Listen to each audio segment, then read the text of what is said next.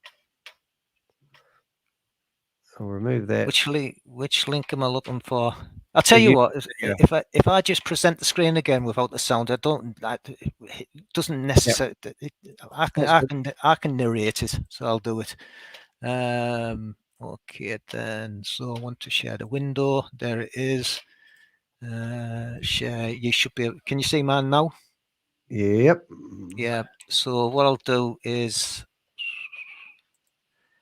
I can narrate what he said if I can find the actual screen. There it is. So what he's doing is that he's actually going to present a deep fake of this lady.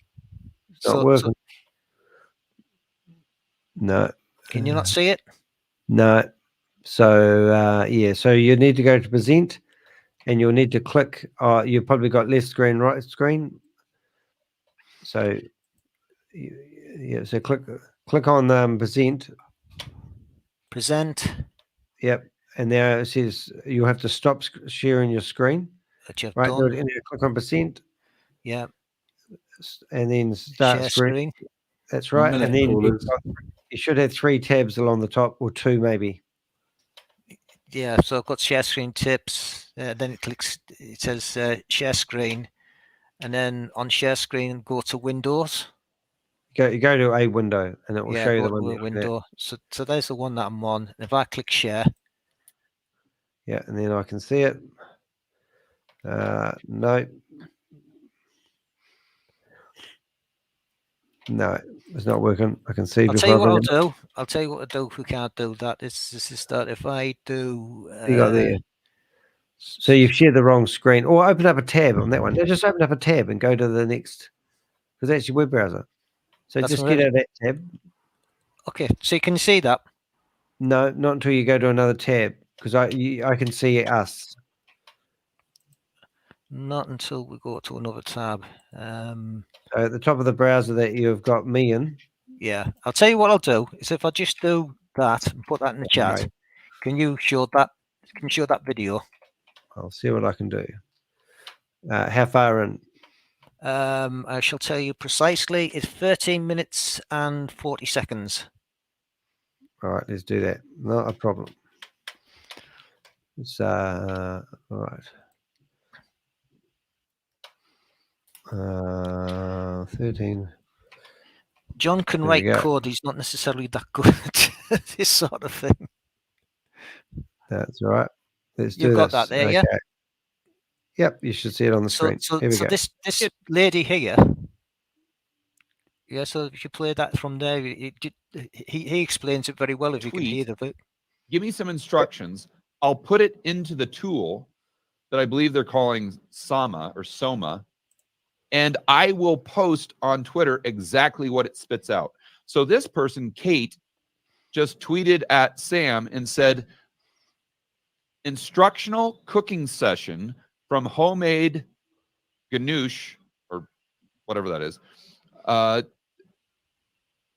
hosted by a grandmother social media influencer set in rustic Tuscan country kitchen with cinematic lighting. Boom. That's it. So Sam copied and pasted this instruction. Nothing more than this. And that's what we got. No sound, but that's okay. But there's a lot more. That's pretty cool. I get what they're doing. Well, he goes into other things, so you don't really have. Oh, yeah, not that you'd believe this because it's so outrageous, but it shows you just the extent to which you can utilize this tool. Look at this. All that was said, or all the instructions that were given to this OpenAI product, the brand new one that just came out. 2 golden retrievers podcasting on top of a mountain. Are they going to kiss in a minute?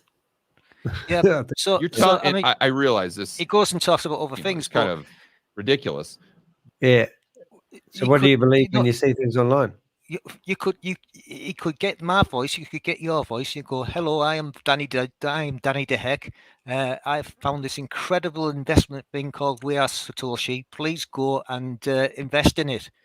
I'd be horrified. You might have seen my previous videos, but I was wrong. You've got to invest in this, and they could do that. I was thinking, John, the preferable one would be Chavez admitting that he's a liar, the code is fake, and the profits are all being cycled through Binance. That's what I want to see. Yeah, and he got exposed by Rob and Danny. So that's from what we were talking about. You just really got to you've got to verify, and with this coming up in the next year or two, and it becoming better and better. That's something that we've got to. I don't. It terrifies me. You can use the AI to counter that though as well. So there are plenty of tools that you can use to reveal the deep fakes. So don't be too scared, guys. Don't be too scared. I remember see Crypto Chi trying to impersonate my red flag once. That was embarrassing. Yeah. Good stuff, mate. That's cool. So we have got a couple of other questions here. Avoid pump and dump schemes. So from my perspective, I could sit here and talk about Ruby Coin. And last night, Ruby Coin went up to an all-time 289, I saw it as. And I literally saw my USDT go up to nearly $1,300. And then all of a sudden, somebody must have taken out a whole lot of money. And now I'm back to where I started yesterday. Well, that's legitimate market discovery. You're going to get that. It will go up. I mean, you just kind of sit if the whole project is in development. If it continues to develop, if it goes and you get to see the coins as they go as they progress, you'll see that it'll go down and go up again. Just sit and wait, and it's a project that I wouldn't have a tremendous amount of problems sitting and waiting on it. But there's a project called Wall Street Memes, which was a pump and dump.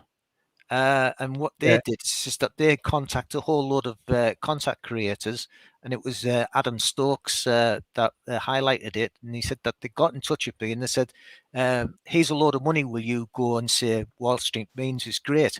He says, first of all, show me your face. Second of all, what's the project about? And third of all, I want an interview with you with your face, and then I will consider it. He says, no, take the money or else we'll whatever. But a whole load of content providers put onto their sites that they would promote it, and it got to 7 cents in the chart, and it's down to 0.7 cents, and it's got hardly any chance at all of coming back. So basically, all these people that came in and put the money into it became exit liquidity. It went from 7 cents down to 0.7 cents, and they've just taken the money. That's a classic pump and dump.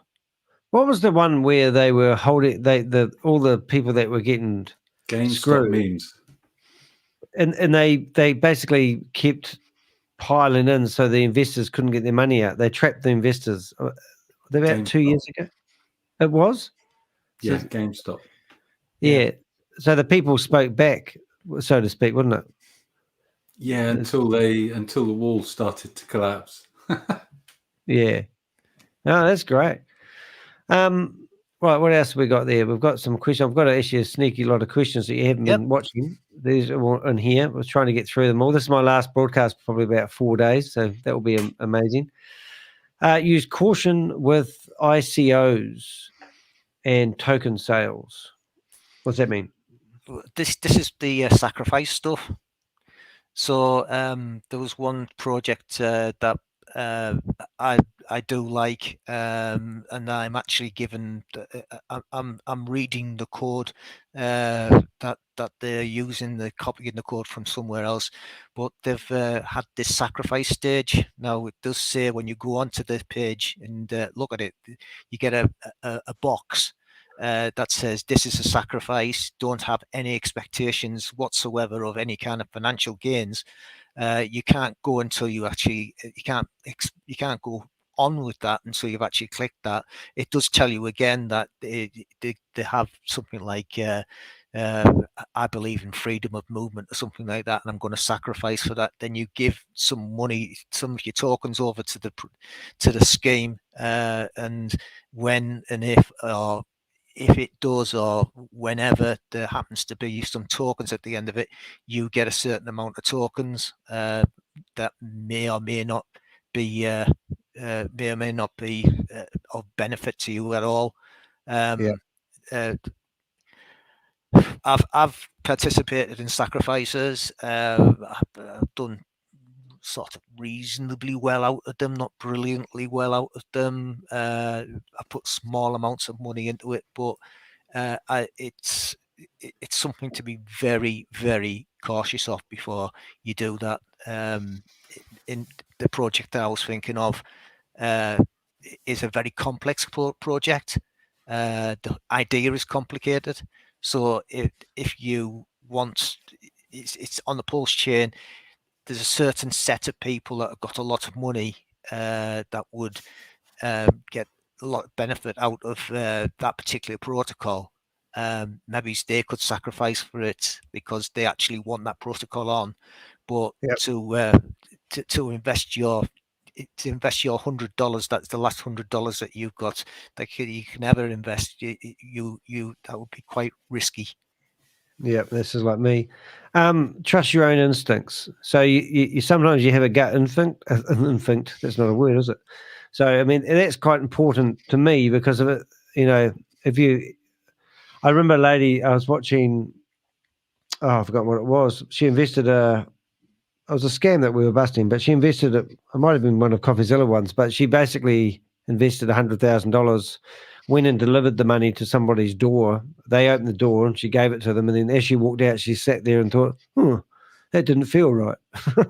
But I can't remember what it was, but it was something I was watching just recently, and it was a video. And she said, I was on a documentary actually, and she said she didn't see the red flags until that moment, which it was too late. Do you remember a week or two ago I talked about someone called Crypto 7? Yes.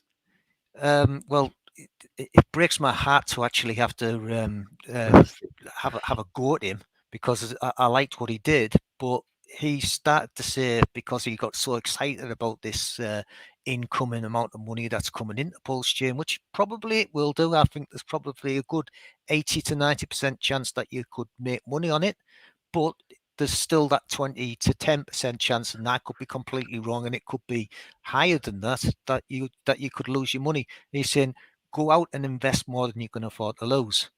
Wow. Now, have you still got that link I sent, which is from my website, from my YouTube? Hold it. At the top of the chat. I sent it to. Yeah.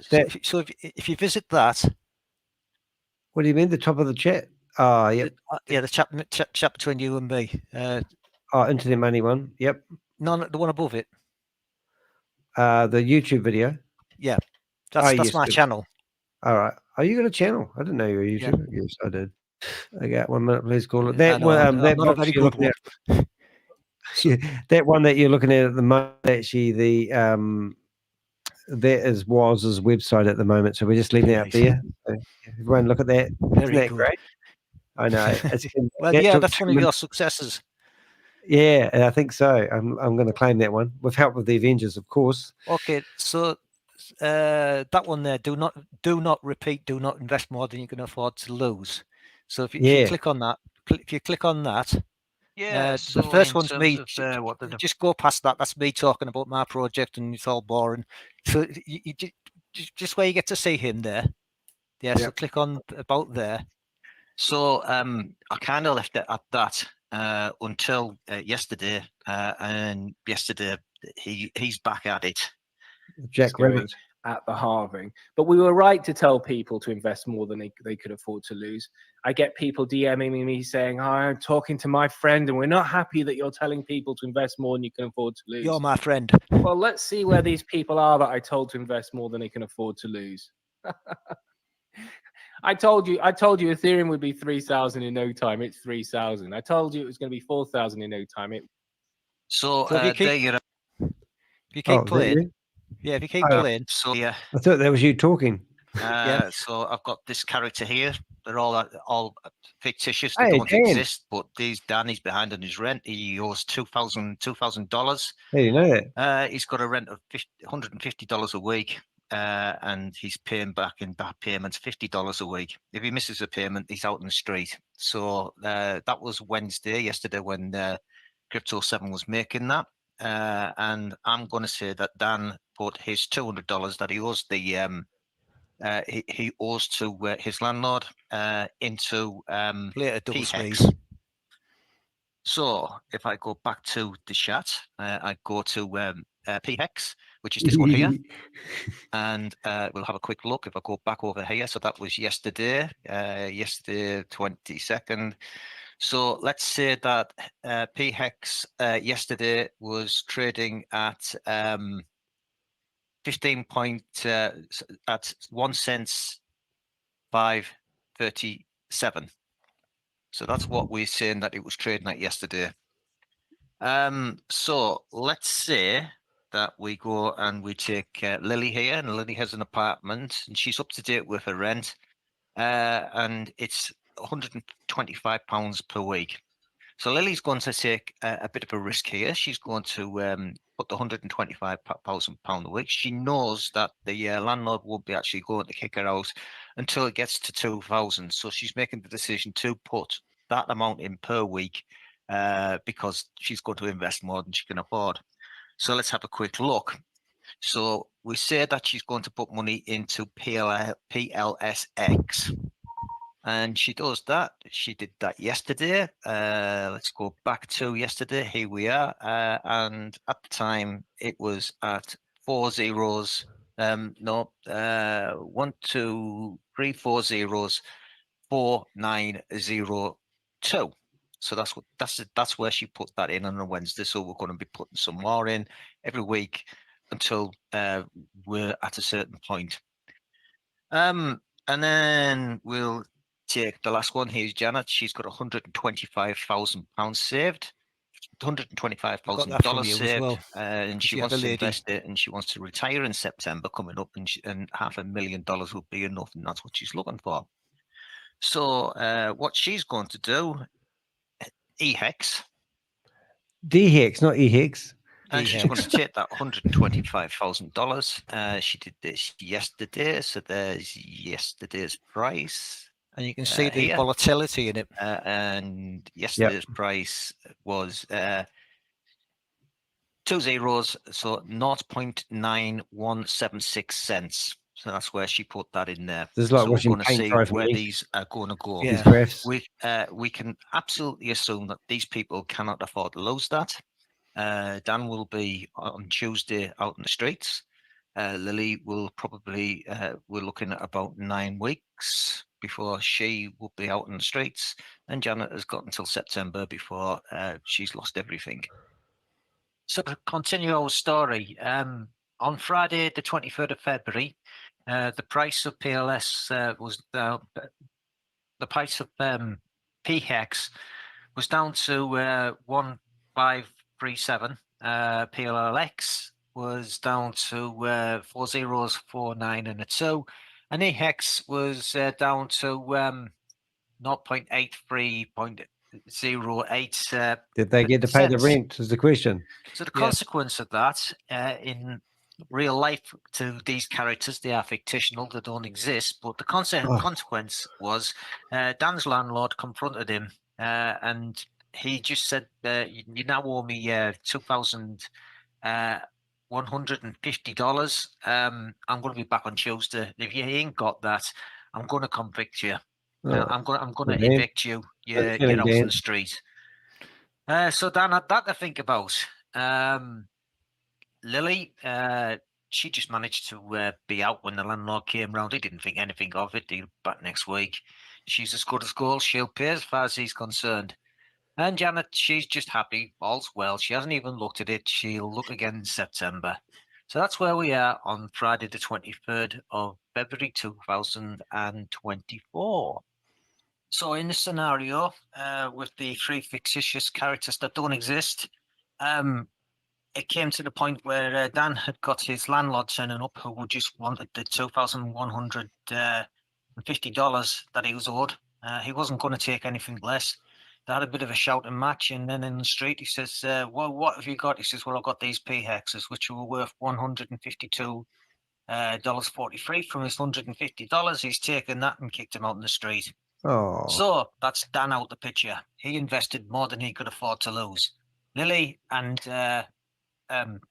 Janet here, they're just ticking along quite nicely. They've seen their prices going up a little bit, and they've got quite a lot of hope. Lily has got a few weeks to go before the same landlord will turn up and start doing the same tricks. Let's hope it all goes well.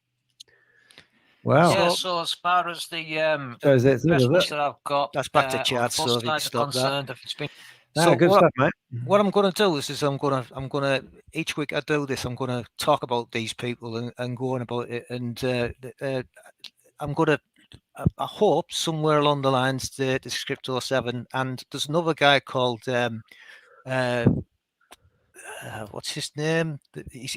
Who's got a lot more. Your friend saw me. Apparently, he actually tweeted out, "Invest more than you can afford to lose." They may get away with it. It's possible. It's possible that it all goes up and it all shoots up, and people have a lot of money, you know. But it isn't guaranteed. You can't be doing that.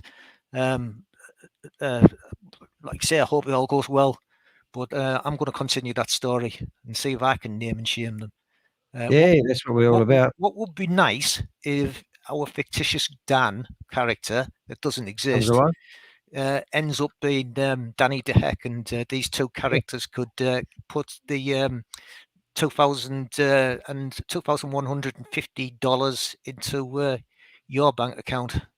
So look, it's easily done, mate. Just what you do is you've got a little link here. I just post it in the chat room. Now, do you know what that message means to me, mate, that you're looking at on the screen at the moment? Right, it means that you need to be getting on with something else. No, it means my job is done, because this morning I have reported this meeting for the last 2.5, 3 days. They have had probably 2,500 people collectively in all the meetings they've been running for the last 2 or 3 days. And we've been reporting the meeting like good little beavers. And Zoom have silently decided that we are all Satoshi meeting that they've been broadcasting. All the the meetings where they've been having 1,000 people maxed out meetings. That took probably took 4 days to get that one offline. But that error code 1001, I'm going to get tattooed on me, because that means that we managed to get another Zoom meeting offline. They got well done. Their Zoom account. So that's just happened 20 minutes ago. There was a meeting, and that was the error code that you get when you go in there. That's just a beautiful thing. I'm going to get that framed. Do you want a copy? Yeah. I won't be getting a tattoo though.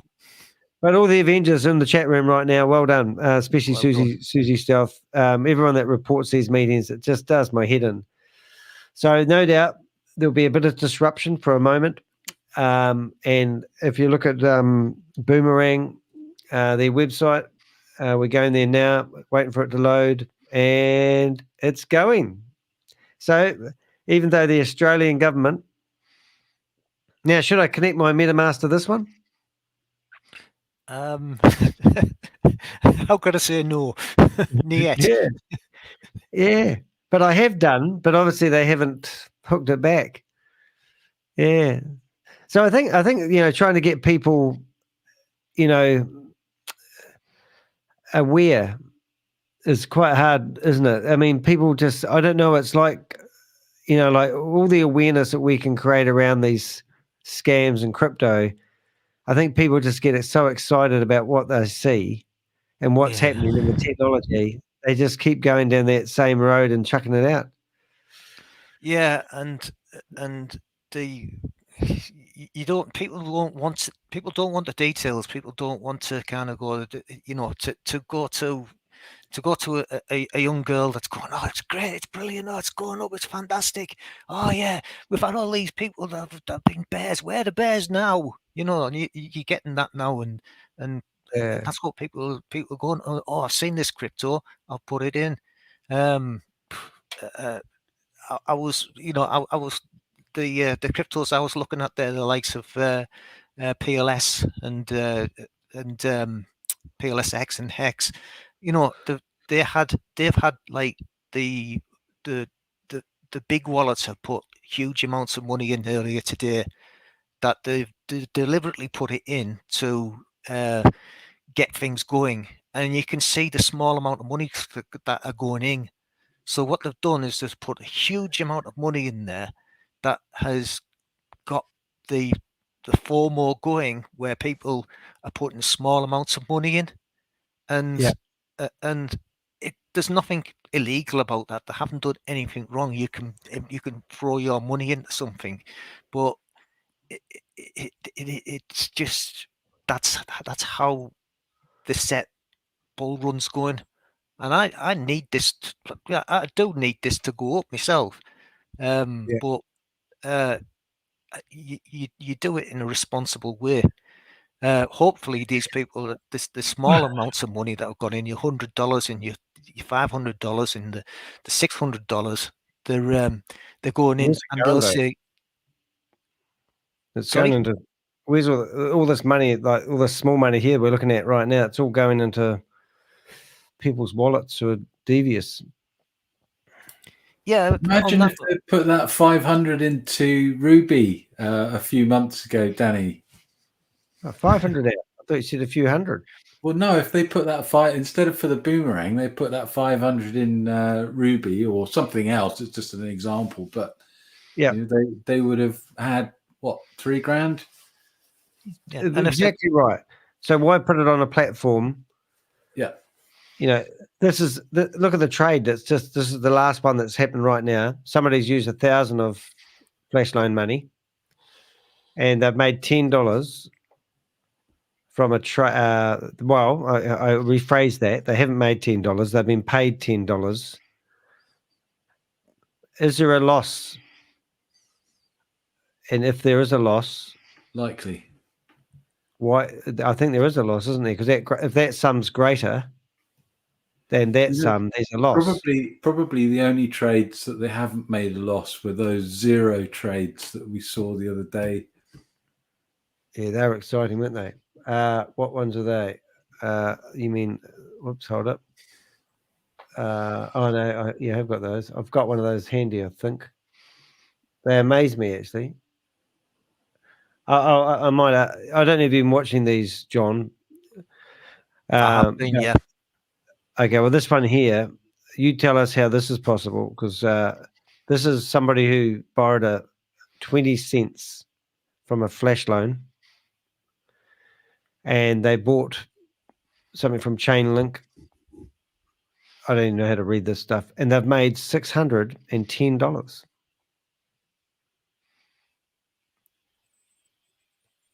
Now, I know you'd be trying to add that up in your wee calculator. But what we're trying to from Boomerang Flash Loans Authority to Boomerang Funds Controller. So yeah, well, it's been transferred between two Boomerang wallets, but it hasn't gone to it's not gone into the wallet of the end user. Well, there it is. There it has actually. That's the end user. So the end user started off. All right. He was hiding that bit off the bottom, John. Yeah, no, it's done. Changed the transactions. I don't quite fit 9 lines, only 8. But the point of it, these 2 transactions at the bottom here, actually interesting. Fund controller V3, V4 is now out. But how did they get that $610 from an investment of 20 cents? It doesn't. And this is what our point is, that this bloody is on pain in the arse. They keep updating this contract. You've got to go and tag them again now. I have. I've done it. So if you go up to, so what I just did before, I went to De Hek, I went to my private tags, and you'll see that I've actually added Boom Flash Controller Loan Authority V4. Yay, well done. Yeah, Well got taught that. He's And now we can go along. He's coming along. It's just we Yeah. have to take our I think, time and be patient with him. Guys like you that have, followed all this stuff.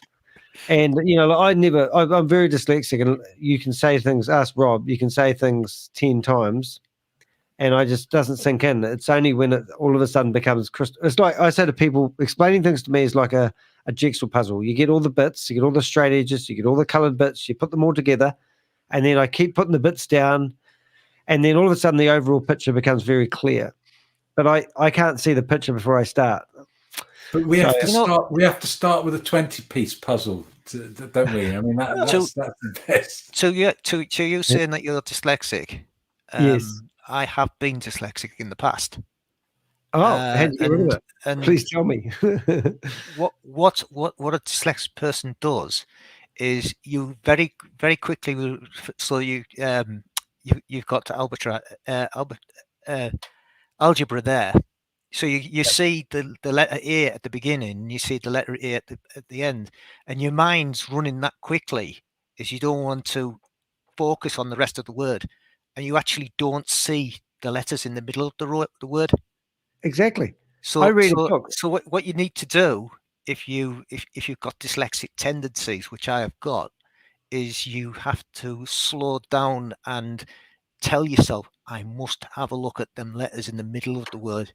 And that's how I've been able to overcome it. I actually think reading is the most boring thing ever, and that's probably I'm not interested in it. People are trying to teach me. Like, I spent a year doing phonetics teaching with a teacher 2 times a week, and then at the end of the year they go, "What did you learn?" And I said that you can put a key in a door, and you can also park a yacht beside the key. I learned. What I learned is the English language is hard because it's got different meanings and it's got to be all contents. But when it comes to sounding out phonetics, like let's say uniswap. Now my brain looks at that word and goes, "Una is wop," but other people would see that as uniswap, or wmatic. Okay. Like boomerang, I've learned how to spell boomerang. That's one thing I've got out of this whole project. But I just, so I look at things and I can look at a word and tell you it's spelt wrong, but not tell you how to spell it. Everything's memorized, and that's why it's exhausting sometimes. It was an expensive lesson to learn how to spell boomerang, isn't it? Not for you, but for others. Yeah. Susie just said this page isn't working. Do I have to, if I connect my wallet now, I'm going to feel like I'm dangerous. Oh, you're not looking at this. Hold it. Confirm wallet. So what's wrong with these licenses, Susie?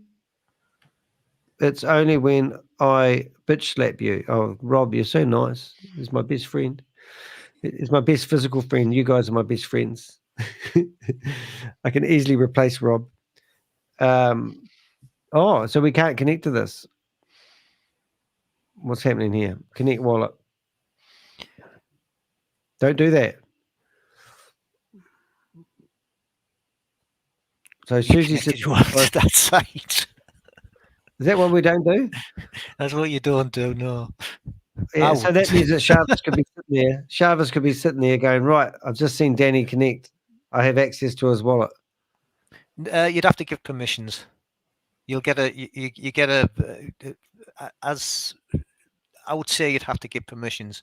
So another point that they would ask you to give permissions to do something. So, but I still wouldn't connect with wallet to it. Oh my god, yeah. So but it's obviously hung anyway, isn't it? It's not actually doing anything. Funny enough, it's just sat there, which is quite interesting. So they got problems by the look of it. They're probably using Wallet Connect 1. Oh, out of interest, could MetaMask say, stuff you guys, we know you're running a scam. We're not going to let you use our services?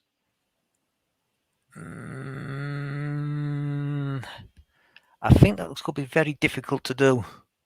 Really? Yeah. So if I click pay now, would I lose that money? Because my wallet's not connected? I would assume. I would definitely assume so. If your wallet is not connected, no. Yeah, but if it was, you won't actually be connected to your wallet. Your wallet won't actually be connected. You haven't gone in and typed in the words there. But that's probably what I've done. Please don't. Oh, right. Yes. Yeah, I see what you're saying. Don't do that now. Yeah. And that hasn't popped up on the, that hasn't actually popped up on the screen that you're looking at, because I've got, that's why I use StreamYard, you see. And it's telling me to be very careful. And I think I'm right now. So now, technically speaking, if I go back to that connect wallet, because now I'm connected.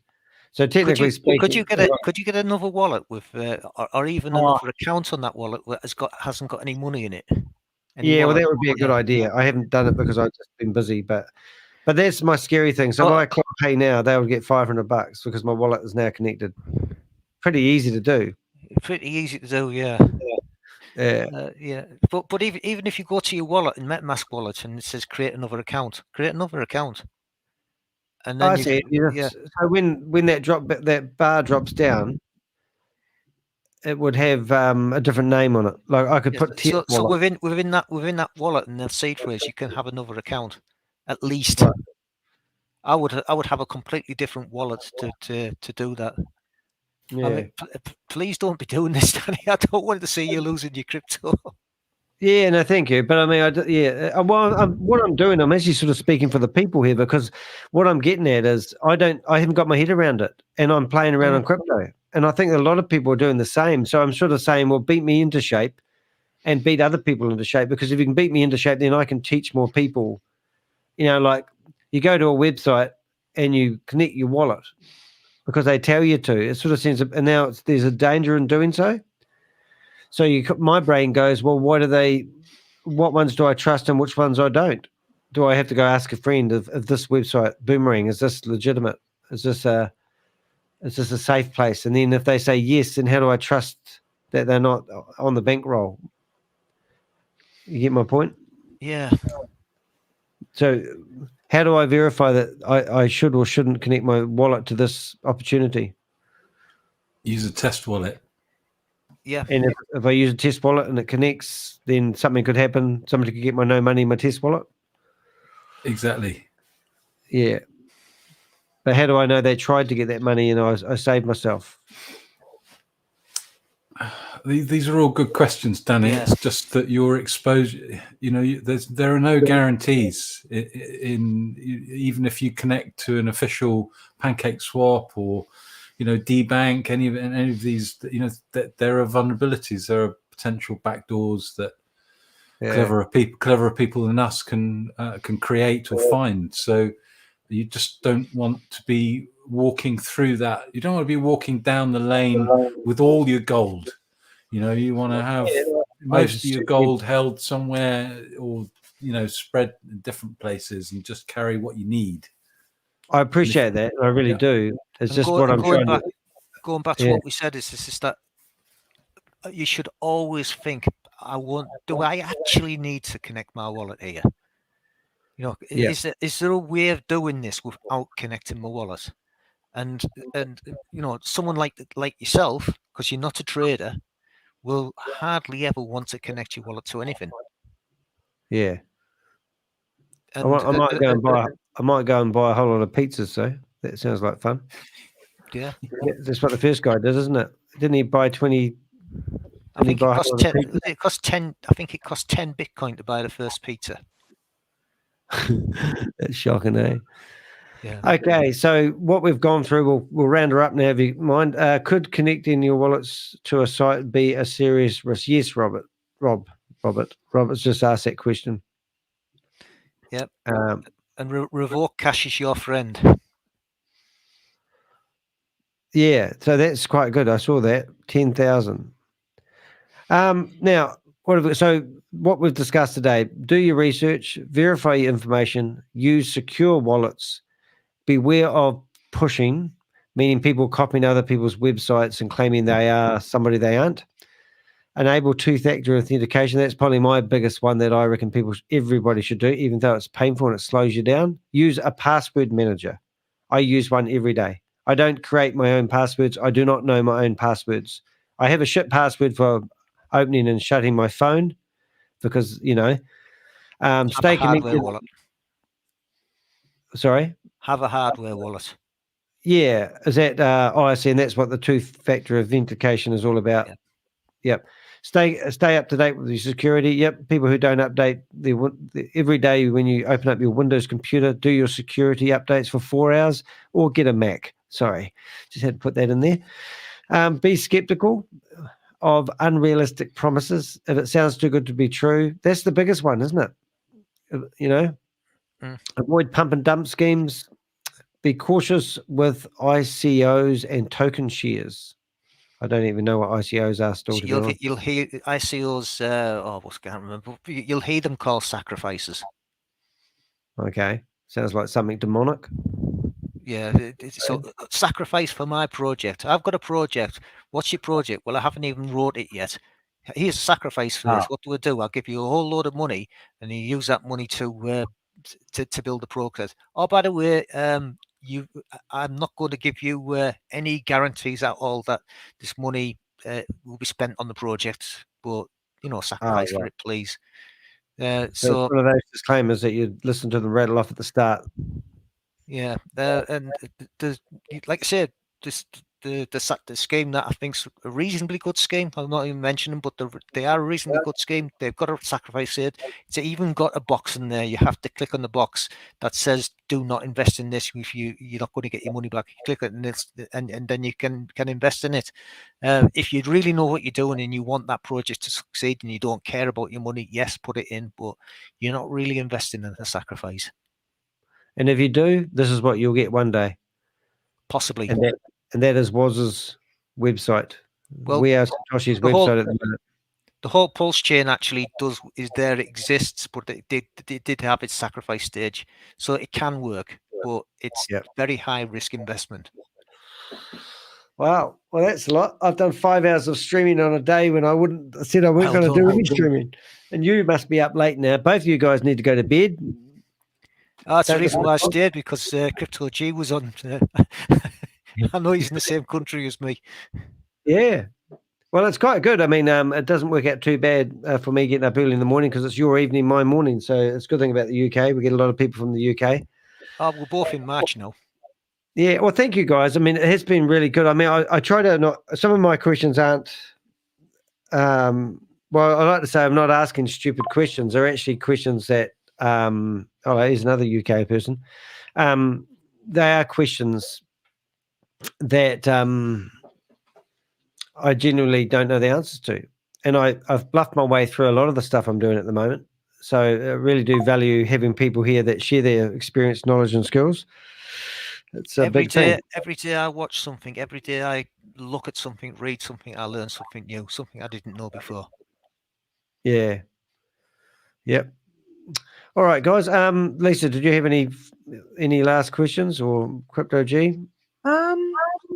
No. Just wanted to be on the stage to wave your hand? Yeah, basically. No, I just want to listen to what's got to be said. So, all sounds like too good to be true. So, some stuff can be. A lot of fun, though. I mean, I must admit, when I looked at my Ruby coins today and they went skyrocketing high, I thought, oh my goodness, I've cracked the enigma. And then it all disappeared again and went, oh bugger. It's like the aeroplane taking off. If it goes too high too quickly, it stalls. Yeah, no, it is. So what you want to do is just come back down and start going back up again. That's what you're looking for. But don't always take profits. I'm looking at this graph and I'm going, this is not much fun anymore. But I'm still up because I got donated some stuff. Crypto G, you might come off. What do you want to say? No, I'm just letting you boys do your thing. Oh, a bit late now, mate. You've been here for an hour. I'll catch you on the next one, Admiral. Awesome, Cheers, mate. John. Thanks very much. Thank you very much. Good night. All right, guys. Thank you very much. And thank you, John. It was absolutely awesome. So appreciate you being here. Hope you enjoyed watching the rerun. See how we come up. We can do this again later on. How about that? Thank you. Bye. All right, guys. I'll cut you all off the stage. Oh, there you go. Hopefully there was some nuggets of gold. The title of this: Techniques to Defend Yourself Against Crypto Scams. And I think I saw documentary, they said since 2014, 78% of all crypto opportunities were scams. Something crazy like that. Don't quote me on that. And always never let the truth get in the way of a good story. So here's some techniques. So if you go through this video, hopefully you will learn some techniques on how to do your research, how to verify your information, how about using hot wallets, cold wallets, what the difference of those were. Beware of publishing sites, which are sites that claim to be someone who they're not. They're impersonating someone else. Two-factor authentication. Stay updated with security alerts and best practices. You know, like I said, I used to be a target shooter, and I used to fire a firearm 5 or 6 times a week. If I got lazy on my routine, I could have shot somebody. It wouldn't be good. So come up with a routine in the way you handle your crypto. Stay connected. Done that one. Be skeptical, and don't always go down the path of putting your hand on the person in front shoulder and walking off a cliff with them. Ask those questions. And if you notice anything about We Are All Satoshi and Boomerang, when you go into their Zoom meetings, talking about Zoom meetings, you notice their Zoom meeting got taken off, you'll know they kick you out as soon as you ask questions that seem negative or skeptical. These people are offering you unrealistic promises. I remember seeing Sam Lee in a room with 50 people, and he told everyone in the room he's going to make them all billionaires. He is billionaires with a B. And I've heard him say that a couple of times. He was claiming he was already a billionaire. And then he was chatting to me in a chat room for 3 hours, and he admitted he was not a billionaire. Avoid pump and dump schemes. I've seen them. They're shocking.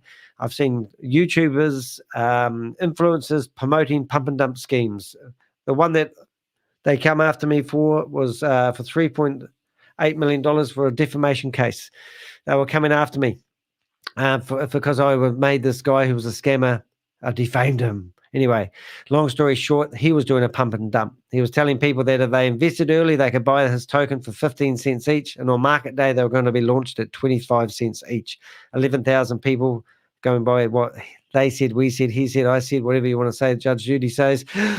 They basically all lost their money. They lost 80, 90% of their money on day one, and they lost the rest of it over the next 5 days. And their coin's worth absolutely nothing now. But that's a pump and dump.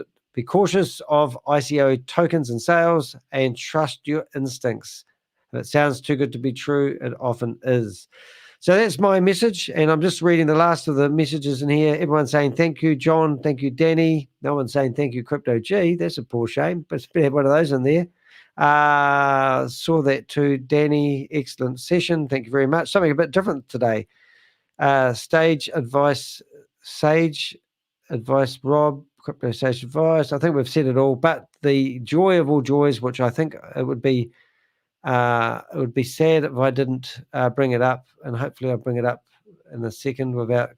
Oh, I've got it. I just want to show this. Now I should be moving house right now. What am I doing, Danny? I do want to do this, even if it's a bit naughty, and I've finished and I'm still going on because it's I can't do it easy. Oh, yes I can. Yes I can. Remain calm. Where's my thingy? We've got to do this. We've got to do this right. I think I'm going to put it over here. There it is. And then I'm going to show my screen. There it is. No, wrong screen. This one here. This is what I do. We got another We Are All Satoshi Zoom meeting banned with Zoom. We police Zoom's meetings for them because they don't know how to. And every time I write to them and I give them a great big long email, which I cut and paste every day, and so does the Avengers, every now and again we get a victory. This one took 3 days to get offline, but we got it offline. So that is what we're all about. Unable to join meeting host inactive. Error code 1001. And that means if you search that error code, that means that we managed to get the We Are Satoshi meeting removed from Zoom. Now, why would they do such a thing? Come on.